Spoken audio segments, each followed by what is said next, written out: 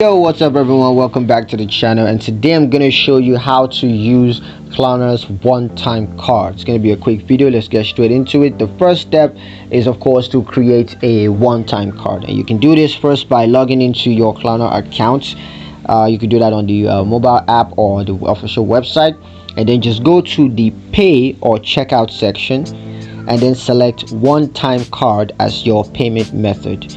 Now you want to generate a one-time card. You can do that by entering the purchase amount and select the currency, and then KLARNA will generate a unique single-use card number, and you can just review the card details, including the card number, expiration date, and security code. Now you want to use this one-time card, of course, and you can do that by using this to complete your purchase. You can just enter the card details at any checkouts, just like a regular credit card, and then confirm the transaction, and that's going to be used. Now if you want to track your purchases, you can just first up log into your KLARNA account to track purchases, and then you can view your transaction history and check the status of your purchase at any time.